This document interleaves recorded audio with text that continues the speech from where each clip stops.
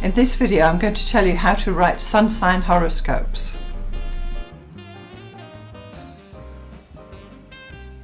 Hi, I'm Alison Price, an astrologer in Vancouver, Canada.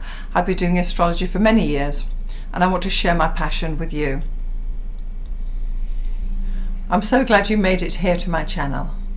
On this channel I talk about astrology.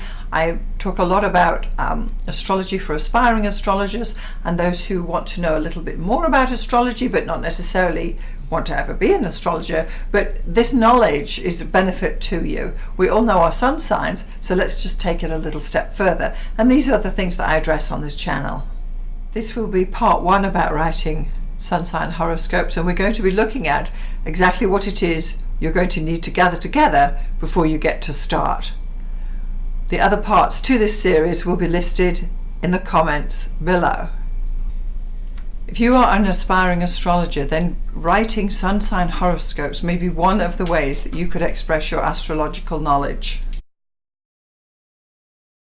We've all read our horoscopes in the magazines and the newspapers, and they're written by astrologers and they come from somewhere, and there's a specific way that sun sign astrology horoscopes are written, and I'm going to explain it to you now so that you as an aspiring astrologer can write your own horoscopes. So let's look at sun sign horoscope creation. A quick sun sign horoscope overview of what we're going to be talking about today. We're going to be looking at how to get organized, the types of horoscopes you can write, the sun and the planets. We're going to look at ingresses, retrogrades and lunations. So the beauty of sun sign horoscopes is this is how the world knows astrology. It's how everybody comes to astrology in the first place, because you know what your sun sign is, Aries, Taurus, Gemini or whatever. And in this way it is known as gateway astrology, because this is how the average person discovers astrology and comes to astrology. And with sun sign horoscopes, we all read them. We still do. Even as astrologers 30 years on, I'll still be reading my horoscopes from this one or that one because it's interesting, it's what we do, and we love astrology. And of course you can get your horoscope, your sun sign horoscopes on magazines, typically newspapers, and clearly on the web. So first up, to get organized, you need to know a few things if you're going to be writing sun sign horoscopes. The first thing you need to know is who is your audience, what is the time period that we are going to create the horoscopes for, what is the time zone that we're going to use. We're also going to want to know about the astrology of the sun and the astrology or current transits. So let's just have a look at those 5 points in greater detail. So who are your readers? Maybe you have a general audience. Maybe perhaps you're writing horoscopes for a general audience as you would in a newspaper or a mainstream magazine. You might be writing horoscopes for women where the focus will be on different things. Perhaps you're going to be writing horoscopes for teenagers, maybe in magazines 17, 19 and things like that. Or you could be doing financial horoscopes for those who are interested in the financial markets. And of course it could be something else, but the point is that you need to know who are your readers and what type of horoscope are you going to be writing. The second point to consider is the actual horoscope time period that you're going to be covering, because you're getting to choose this, so we need to get that organized to start with. The broadest time frame that you would ever use would be annual horoscopes, and these are typically written like in December, so they're ready to go in January, or magazines may commission you to write an annual forecast for 2020 or something like that, and you'll get on that earlier before the year begins. Monthly horoscopes are highly popular, and many magazines and websites request and commission monthly horoscopes from astrologers. You can then actually do weekly horoscopes. Clearly, one can write weekly horoscopes, and then you've got the daily horoscopes, which is the most busy one because you're really writing a horoscope for each of the 12 signs and you're doing it every day of the month. So that's 30 times 12, which is 360 bits of information, and it's quite complicated doing and time consuming doing daily horoscopes. Anyway, if you're going to be doing annual horoscopes, they will be written for each year. So you would do the 2019, I mean that's come and gone already, or you do the 2020 horoscopes. Annual horoscopes will begin on January the 1st and end on December the 31st. And with annual horoscopes, you're going to focus on the big planetary ingresses and major aspect patterns that remain in place for several months. So you're going to be looking at the Jupiter conjunction Saturn or Uranus square Pluto or whatever's going on. We're looking at the big planetary ingresses. With monthly horoscopes, clearly you will do it for each month of the year. Your time period will begin on the first of the month and end on the last day of the month.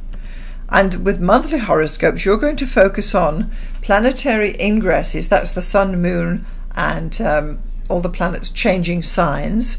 You're going to be looking at lunations, which will be the new and the full moons. You're definitely going to consider planetary stations, where retrograde periods start and end, and you're definitely going to be looking at, is there an eclipse this month, and if so, how is it going to play out? So those are the aspects that you're going to be looking at astrologically when you're writing monthly horoscopes. When you're writing weekly horoscopes, they're written for each week of the year. Now, they will typically start on a Sunday and end on a Saturday. And if you're doing syndicated horoscopes, this is definitely how it works. However, it appears that some people actually prefer to start their week on Monday for a reason that is obscure to me. But anyhow. So with weekly horoscopes, you as an astrologer, you're going to focus on the sun's position, where it is in the chart. You're going to be looking at the inner planets, that's Mercury and Venus. You may consider the middle planets, which are Mars, Jupiter and Saturn, and bring those into your weekly horoscopes. And then with daily horoscopes, which are the quick comments that you know and love, they're written for obviously every single day of the year. And now your real focus will be on the moon's movement through the signs, because the moon will be the only thing that's changing from one day to the next, virtually in a week. And just as an overview of what I was just saying there, so if your time period is that you're writing annual horoscopes, you're going to be considering the outers, that's Uranus, Neptune and Pluto. You will also look at the middle planets, Mars, Jupiter and Saturn. You'll definitely consider the Sun, Mercury and Venus, and the Moon. If you are writing monthly horoscopes, you will focus on the middle planets, which is Mars, Jupiter and Saturn, the Sun, Mercury and Venus, and the Moon. And if you are writing weekly horoscopes, you're going to be looking closely at the Sun, Mercury and Venus, what they're doing, and you will again be considering the Moon.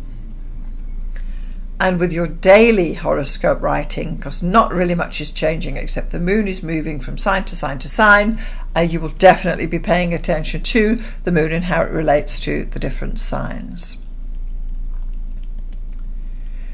So the second thing that we said that we want to consider time zones, and that's quite important depending what type of work you're doing. For instance, if you live in Vancouver, as I do, and you are writing for your local newspaper, so the people who are reading it live in Vancouver, or it's a magazine published in Vancouver, you will actually write it on Pacific Standard or Pacific Daylight Time, because this is for a local readership. And so you set your time zone for when the moon is in changing signs for the time zone that the readership is in. However, if you are writing for a global readership, perhaps you are writing for a much larger magazine, or you're writing for a website who wants horoscopes, you need to set your time zone to universal time, because then you will have readers reading it who are in Hong Kong or Sydney or Johannesburg, and they will be able to adjust the times to universal. So if your readership is global, use universal time, and if your readership is local, use the local time zone that you have. You'll also want to consider your byline, because you are the person writing these horoscopes, and there are several options for this. You can use your own name. Horoscopes by Joanna Green. This is my example horoscope writer, Joanna. You can choose to use a pen name. So here now we're saying horoscopes by Joe Emerald. This is so that you would use a pen name if you don't want to use your actual name for your astrology work, and some people choose not to or prefer not to, or perhaps you've got a challenging name that people can't spell or something like that. So you could use a pen name if you so chose for the horoscopes you're writing. You can also then use a pseudonym, which is something you're hiding behind. Horoscopes for perhaps Princess Goya the Great or Joe the Great or whatever it is, or the ones I love is horoscopes by Lunacy, and all these names that you can create up. It really is up to you, and it does depend on who you're writing the horoscopes for. Some publications will have a pseudonym anyway, and although the paper will continue to say it's horoscopes by Princess Goya, over the years different astrologers will step in and write those horoscopes. I hope this has inspired you to attempt to write some sun sign horoscopes for yourself. As an aspiring astrologer, it is a great way for you to follow the sun's transits, follow what's going on, and understand how astrology is organized in the first place. It's a great way to start doing some horoscopes. Not all astrologers will write horoscopes, but understanding where they come from, it starts you on writing horoscopes and understanding what you're trying to say. It's a great way to build a database of information, because every time you write a horoscope, you're going to keep a record of it, and you'll be able to use it in the future as well, even if you're doing charts or something like that for newborn babies, or even your own clients. Shortly after this video goes out, I will have a handy guide about how to structure your sun sign horoscopes as a PDF download, and when that is ready, it will be a link below in the comments of this video. If you are on my mailing list, you will receive it automatically. I'm Alison Price. Thanks so much for watching. I'll see you next time.